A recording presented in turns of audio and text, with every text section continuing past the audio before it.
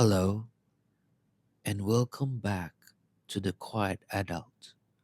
Tonight, we're going somewhere gentle, somewhere warm, a small village tucked away from the noise of the world, a place where lanterns hang from iron hooks above cobblestone paths, where the air smells faintly of wood smoke and something sweet. Perhaps the last of the evening's baking drifting out from an open window somewhere down the lane. You don't need to know this village. You don't need to have been here before. You are arriving now, just as the night is settling in. The sky above has deepened into a dark, quiet blue, not quite black, not quite twilight, somewhere in between. The soft blue hour that belongs entirely to rest. There's nothing you need to do tonight, nowhere you need to be. Find a comfortable position. Let your body grow heavy against whatever is beneath you. Feel the weight of your limbs, the warmth of the blanket, the pillow, the familiar softness of where you sleep. You're safe here. You're here to rest. Take one slow breath in through your nose and let it all go. Let's begin. You're standing at the edge of a narrow road. Behind you, somewhere in the distance, is the world you came from. Its noise, its pace, its endless list of things. But that world is very far away now. It's barely a memory. The road behind you has gone dark, and you find you have no desire to look back along it. In front of you, curving gently to the left, is the beginning of the village. The first thing you notice is the light, not the sharp white light of screens or street lamps. This is something older, something warmer. Lanterns, dozens of them, hang at varying heights from iron posts and wooden beams and eaves of small buildings. Each one glows amber and honey gold, casting soft pools of light onto the path below. Between the pools of lantern light, there are gentle shadows, not dark or unsettling shadows, simply the natural places where the light hasn't quite reached. You step forward into the first pool of amber glow, and you feel it like warmth on your skin, like standing near a fireplace, like the particular comfort of a lamp left on for you. The cobblestones beneath your feet are uneven in the most satisfying way. Each stone is slightly different, some pale, some darker, some worn to a subtle shine in the center of the decades of footsteps. Your own footsteps are quiet here, not silent. You can hear the soft rhythm of your shoes meeting stone, but quiet in the way that feels appropriate, like you are part of the village's nighttime rhythm and the village accepts you. The air is cool, not cold, pleasantly cool, the kind of temperature that makes you glad to have a soft layer on your shoulders, but that you'd never want to trade for anything warmer. It carries a faint sweetness, something floral, though you're not sure from which direction. And beneath it, the deeper smell of old stone and green moss and the particular earthiness of a place that has existed for a very long time. To your left, the first building, stands close to the path. It's small, perhaps a shop of some kind, though it has been closed for hours. The shutters are dark wood, gently closed. A lantern hangs above the door on a curved iron arm, and it sways barely, almost imperceptibly, in the faint night air. Its light catches the grain of the wooden door below it. You pause and watch it for a moment. The small, steady sway back and forth, just slightly, like breathing. You breathe along with it for a moment without meaning to, in and out. Further along the path, a cat is sitting at the base of a lantern post.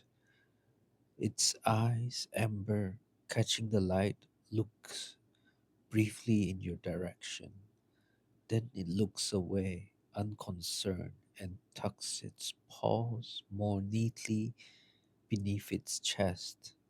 You've been assessed and found perfectly safe. The cat settles back into a stillness. You walk on. The village is quiet at this hour, not entirely silent. There is a faint sound of something at the edge of hearing. Perhaps a stream, somewhere not far away. Perhaps the wind moving through the leaves of a tree you haven't yet reached. Perhaps simply the village breathing, the way old places do, through the cracks between stones and gaps beneath old doors. You pass a low stone wall, and on the other side of it is a small garden, has been arranged with great care. Even in the lantern light, you can see the shapes of it, rows of something growing, a wooden trellis gone soft with climbing plants, a clay pot turned on its side and left that way, perhaps accidentally, perhaps not. The garden smells of earth and faint mint. A single light glows in the upstairs window of the house beyond the garden, a warm yellow rectangle in the dark face of the building. Someone is still awake up there, or perhaps they left on a lamp and drifted to sleep without meaning to. Either way, it is a comfortable light, a light that says someone is there. Perhaps someone is tending to this place. All is well. You continue slowly along the cobblestone path. The lanterns above you are spaced so that you're always walking from one warm pool into another. There is never a moment of true dark. The village has been lit this way with intention. You feel not to blaze against the night, but to guide gently through it, to make the dark feel friendly. You come to a small stone bridge. It arches over the stream you heard from a distance, and now you see it. Dark water moving quietly below, catching ribbons of reflected lantern light. The reflections break and reform in the easy current. You stop on the bridge and rest your hands on the cool stone of its railing. Below you, the water moves. Above you, the lanterns glow. Around you, the village is quiet and patient and warm. You stand there for a while. There's no reason to rush. The stream makes a gentle, continuous sound, not babbling loudly, but murmuring softly, like a voice speaking from another room that you didn't need to understand. Just the shape of the sound, just the texture of it. You breathe slowly. Your hands rest on the stone. The night is cool and sweet around you. After a long while, you leave the bridge and continue into the village. The path narrows ahead. Two lanes converge just past the bridge, and the one you chose, the one to the right, the one that curves gently downward, is barely wide enough for two people to pass comfortably. The buildings on either side lean slightly toward each other overhead, their upper floors almost close enough to touch. Between them, a string of smaller lanterns has been hung, rounder ones, a deeper orange, and they sway faintly in the narrow corridor of air. The sound of your footsteps change here, more contained, more intimate. The walls on either side gather the sound and return it softly, and you feel the particular quality of a very old, very enclosed space. The kind of space that has held centuries of footsteps and absorbed them all into the stone and holds them still. A window at ground level is half open, and through it drifts the smell of something warm. Bread, perhaps, or something baked with herbs, thyme or rosemary, something savory and comforting. The smell is so warm that for a moment you stop and simply breathe it in. Someone in there earlier today was baking, and now the house is quiet, and the baker is sleeping, and only the smell remains, lingering in the cool air, drifting through the cracked window, making its way out into the lane where you stand in the lantern light. You walk on. The lane widens briefly around a small open square, no larger than a modest garden. At its center is a stone basin, like an old fountain, though no water moves in it now. A few dried leaves have gathered in its bowl. Around the rim of the basin, someone has placed small candles in glass holders, tea lights, perhaps, or something similar, and several of them are still burning. Their flames are very still in the windless center of the square. Tiny flames, very quiet, very steady. You sit on the low edge of the basin for a moment. The stone is cool but not cold. You look at the candle flames, several of them, in their glass holders, each burning with a small and perfect composure. They don't flicker, they barely move. They simply burn, steadily, lighting a small circle of the square and nothing beyond it. There's something deeply restful about a flame that isn't struggling, a flame that has all the air that it needs, all the space it needs, and is simply doing the quiet work of burning, one moment after another, steady and complete. You watch the flames for a while. Somewhere beyond the square, a door opens and then closes again softly. Footsteps on stone, then nothing. Someone returning home, someone settling in for the night. You rise from the basin's edge and continue along the lane. Here, the architecture changes slightly. The buildings grow older in appearance, their stone faces rougher, their window frames more irregular. Ivy climbs one entire wall, its dark leaves catching fragments of lantern light. At the base of the wall, where the ivy tins, you can see the individual stones, each one a different shape, fitted together without mortar by someone who understood exactly how they ought to sit. You trail your fingers along the wall as you walk. The stone is textured, cool, slightly damp in the way that old stone is always slightly damp at night. Your fingertips trace the mortar lines between the stones, the small edges and recesses, the places where lichen has grown in patches of gray and pale green. Above you, through a gap between the rooftops, a few stars are visible, just a handful. The sky is partly clouded, but they are there, faint and steady, embedded in the dark blue of the night. You look up at them briefly without stopping your slow walk. They are very far away and very old and entirely indifferent to anything, and somehow that is a profound comfort. You look back down at the path. The lanterns lead you forward.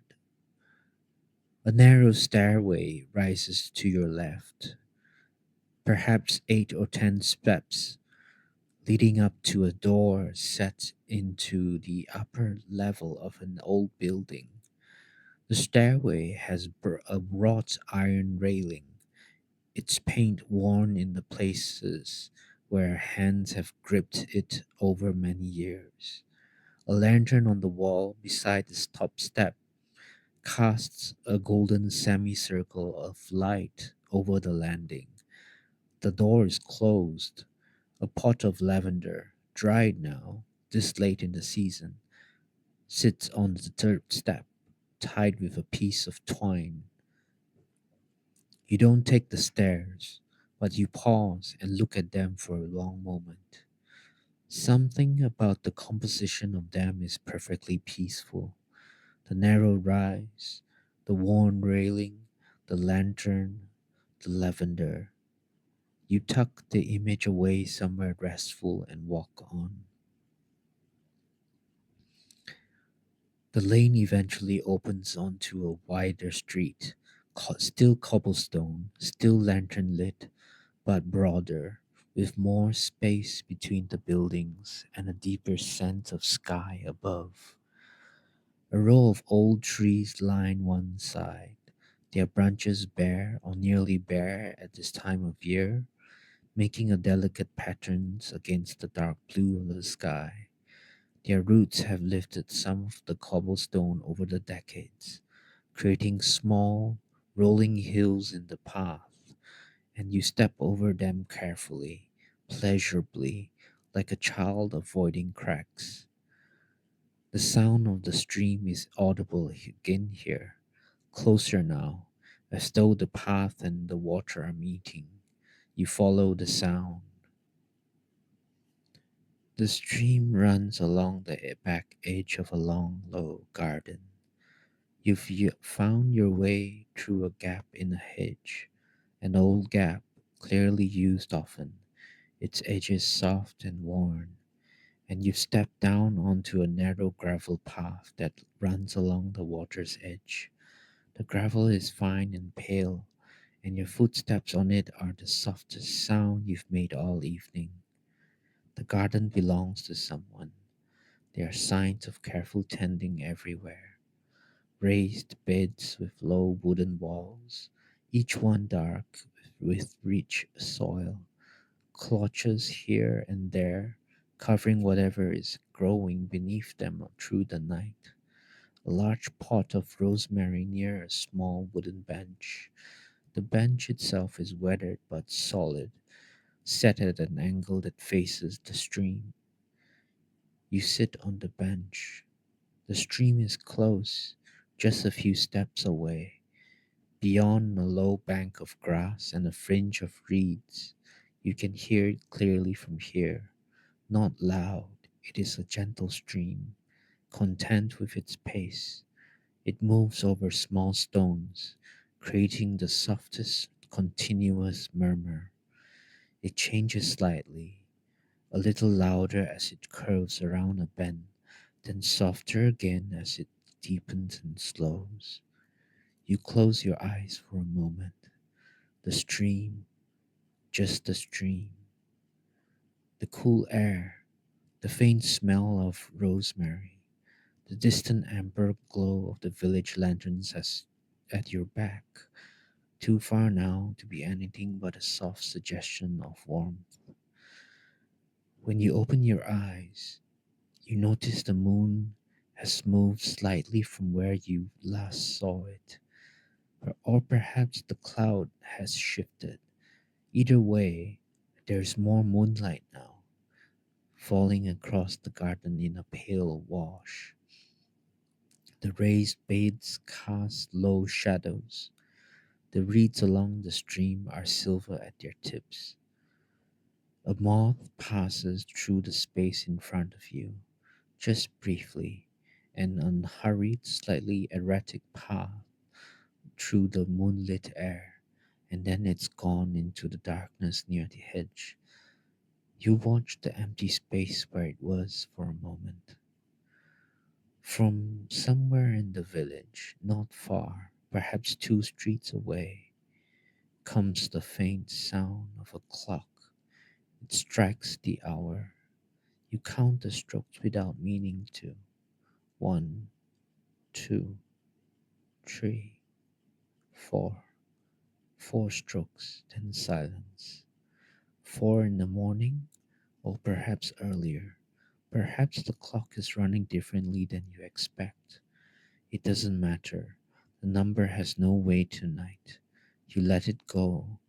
You sit on the bench by the stream for a long while. There's no particular thought in your mind.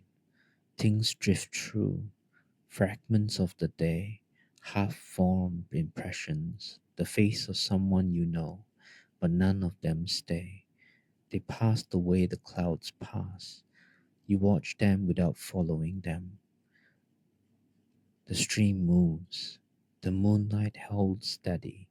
Somewhere in the garden, something settles. A slight shift in the leaves of a plant. The tiny sound of a small creature moving through the undergrowth along the hedge. The garden accommodates all of this without disturbance. You become aware that you are very comfortable on the bench, that your breathing has slowed, that your hands resting in your lap are heavy, that the world has gone and grown very quiet. After a long while, you're not sure how long, you rise slowly from the bench. Your body feels gentle, easy, like something that has been given permission to weigh what it weighs. You make your way back through the gap in the hedge and onto the cobblestone path. The bakery is the first building you pass as you return from the village lanes. You know it is a bakery before you see any sign. The smell tells you first. Even at this hour, with the ovens banked and the bakers not yet risen for the morning, the building breathes flour and warmth and something faintly sweet. There is a wide window at street level, its glass dark and reflected, but if you step close and look through carefully, gently, you can make out the shapes inside. The long counter, the shelves behind it, the rounded forms of proofing baskets turned upside down on the shelf. Tomorrow morning there will be bread. Someone will rise before dawn. Perhaps they already have in a back room, and the ovens will come to life, and this quiet window will fill with light and warmth, and the smell you're catching now will become something overwhelming and beautiful. But that is tomorrow morning. Right now, the bakery sleeps, and you walk on. Just past the bakery, a small bookshop occupies the ground floor of a crooked old building. The bookshop is closed, of course, its doors locked, its interior dark except for a single lamp left on deep inside, illuminating a low table near the back. In the window display, An arrangement of books have been created with great care, some standing upright, some lying flat, some open to particular pages, their covers facing out. You stop at the window and read a few of the titles without really registering them. The lamplight from the inside catches the spines, and the glass reflects the lantern behind you, and for a moment you see both things at once, the books and the lantern, layered over each other in the glass. One book in the display is open to an illustration. You can see it through the window, though not clearly enough to make out exactly what the image shows. Something with fine lines, a landscape perhaps, or a map, or simply a carefully drawing of something ordinary. A bowl, a bird, a window exactly like this one. You look at it for a moment, then you move on. The lane takes you around a gentle curve and opens onto what seems to be the village's main square, larger than the small one you found earlier, with a proper central structure, a well perhaps, or an old stone column with something mounted at its top that you can't quite identify in the dark. The lanterns here are taller and more numerous, and the square glows with a warmth that feels like the whole village gathering in one place. The square is completely empty. There is something extraordinary about an empty square at night, a space designed for gathering, for movement, for noise, held in total stillness. Every detail is more visible for the absence of people. The uneven stones, the different colors of the buildings ringing the square, pale plaster, darker stone, a corner building with wooden shutters painted a deep green. The way one lantern on the far side is swinging a little more than the others, responding to some air movement you can't feel from here.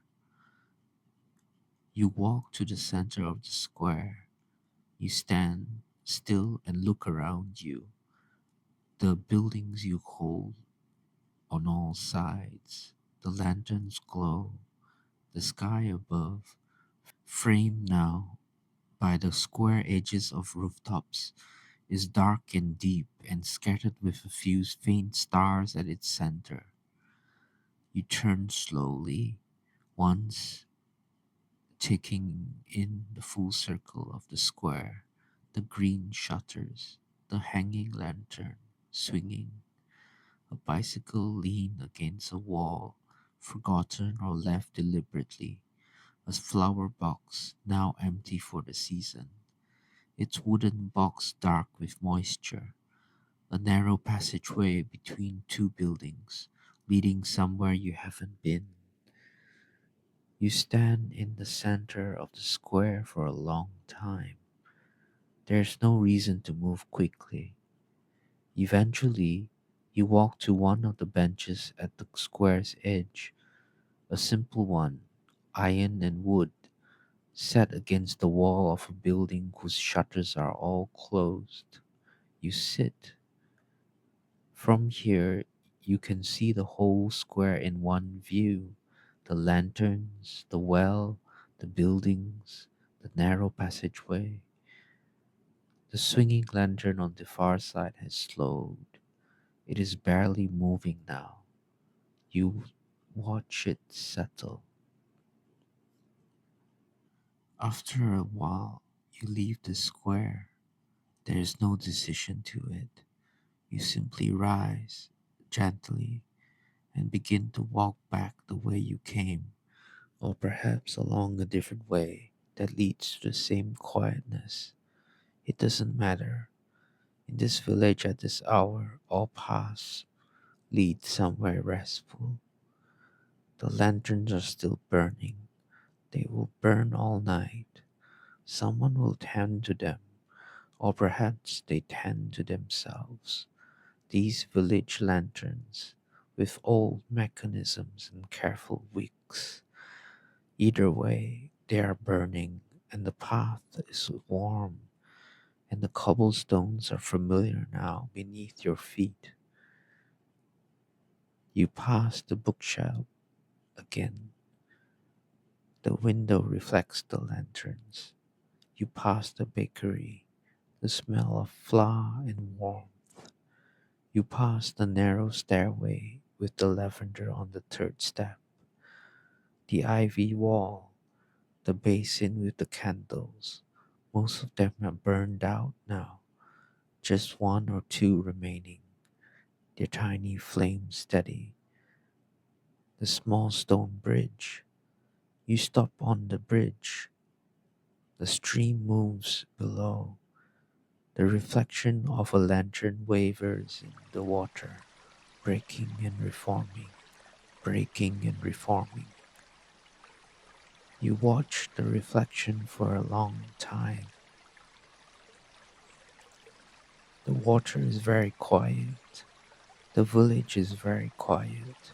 The world at this hour, in this place, is very quiet. You become aware that you're beginning to drift, not to sleep exactly, or perhaps exactly to sleep, but to the edge of something, that particular softening at the border of waking, where the thoughts slow and the sounds become more abstract and the body grows very heavy and very content.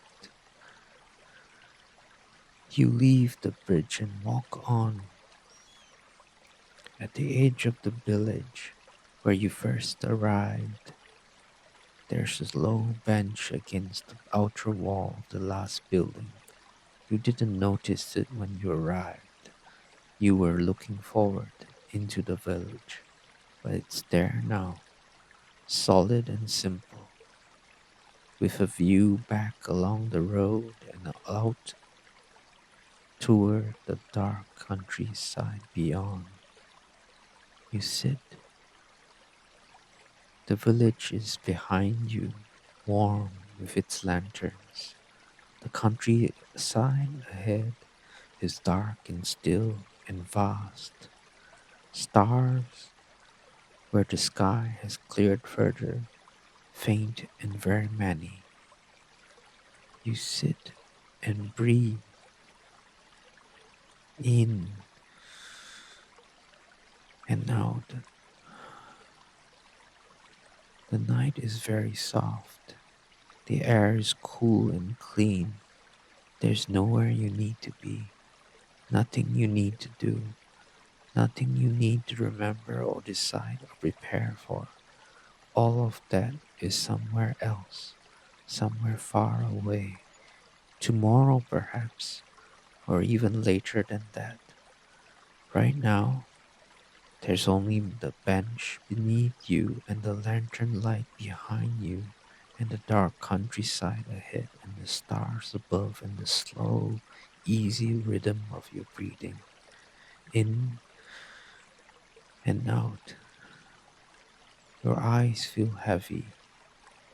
The village breathes behind you. The stream, faint now with distance, murmurs its a soft, unending sound. The lanterns glow. They will glow all night. They have been glowing for a very long time and they will continue. You don't need to watch over anything. You don't need to hold anything. You can simply let go. The bench is solid beneath you. The night is warm enough. The lanterns are behind you, and your light reaches just this far, far enough to touch the edge where you're sitting, to give you just a little of their warmth. Your breathing slows, your body grows heavy, your thoughts drift, apart, the stream, the lanterns, the dark and patient sky. You are in the village, and the village is quiet, and you are safe. And then the night is long. There's nothing you need more to do. Sleep now. Sleep.